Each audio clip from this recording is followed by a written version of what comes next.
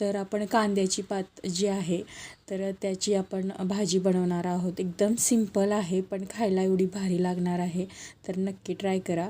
तर मी काय केलं, कांद्याची पात आहे ती कापून धुवून स्वच्छ ठेवली आहे इथे. तर खूप मोठी पेंडी होती, त्याच्यामध्ये मी काहीच टाकणार नाही आहे, डाळ वगैरे एकदम सिंपल करणार आहे. ते वाटण आहे हिरवी मिरची आणि लसणाचं. तर एक कढई घेते, कढईमध्ये तेल घ्यायचं, जिरी मोहरी टाकायचं आणि जे आपण वाटण वाटलं होतं हिरवी मिरची आणि लसणाचं तर ते टाकायचं आहे. तर हे छान परतून घ्यायचं आहे आपल्याला. जो कच्चेपणा आहे लसणाचा आणि मिरचीचा तो घालवायचा आहे आपल्याला. तर छान परतून घ्यायचं.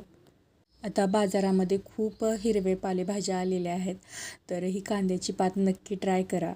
तर इथे माझं जे वाटण आहे छान फ्राय झालं होतं, तर सगळी कांद्याची पात याच्यामध्ये टाकायची आणि ते मिक्स करून घ्यायचं आहे आपल्याला. तर भरपूर मोठी गड्डी होती माझी, तर खूप मोठी कढई घेतली कारण ती नंतर थोडीशीच होणार आहे शिजवून. तर मोठी कढई लागते स्टार्टिंगला आपल्याला. तर मोठी कढईमध्ये मी छान त्याला मिक्स करून घेते. तर याला काय होतं परत ना पाणी सुटतं, तर ते पाणी आटेपर्यंत आपल्याला शिजवायचे.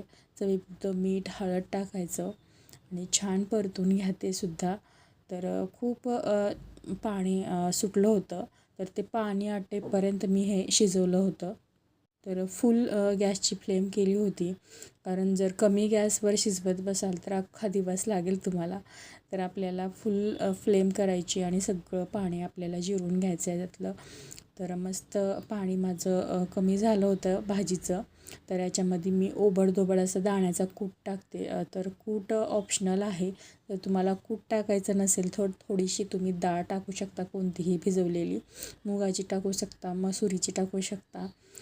मी असंच बनवते. तर माझी झटपट कांद्याच्या पातीची भाजी तयार आहे. ही भाजी भाकरीसोबत अप्रतिम लागते.